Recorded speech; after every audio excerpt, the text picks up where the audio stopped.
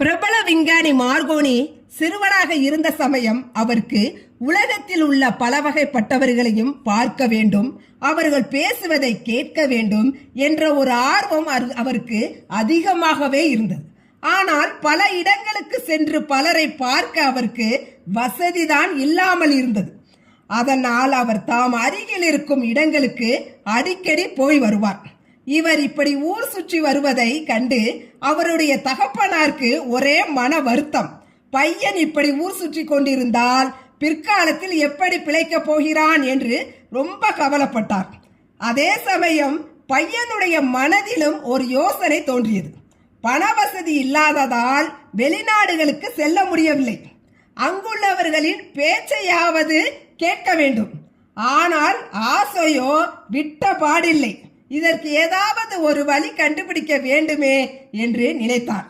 வெளிநாடுகளை பார்க்காவிட்டாலும் ஒரு நாட்டில் இருப்பவன் வேறு நாட்டில் இருப்பவனுடைய பேச்சையாவது கேட்க வழி கண்டுபிடிக்க வேண்டும் என்று நினைத்து அதற்கான முயற்சியில் இறங்கினார்.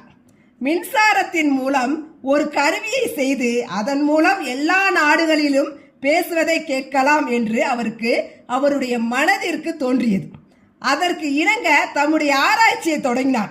ஆனால் அவர் ஆராய்ச்சியில் வெற்றி காணும் வரை தம்முடைய எண்ணம் ஈடேறும் என்று நம்பவே இல்லை.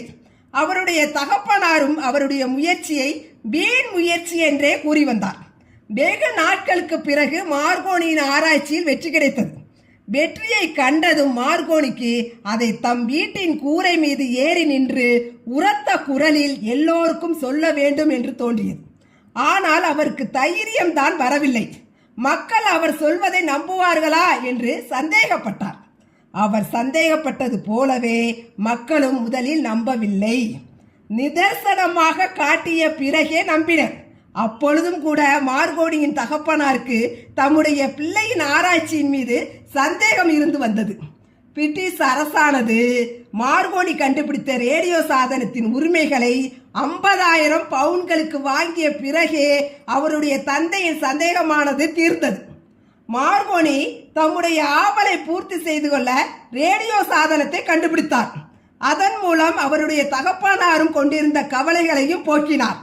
ஆக ஒருவரோட மந்தத்தனத்தை, ஒருவர் இளமையில் மந்தமாகவோ விளையாட்டுத்தனமாகவோ இருப்பதை கண்டு அவர்களுடைய பிற்காலத்தை பற்றி எவ்விதமாகவும் முடிவு கட்ட முடியாது. ஆக ரேடியோ சாதனத்தை கண்டுபிடித்த மார்கோனி உலகிலேயே அதிசயத்தக்க செயல் புரிந்தவர் என்று பெயர் பெற்றார்.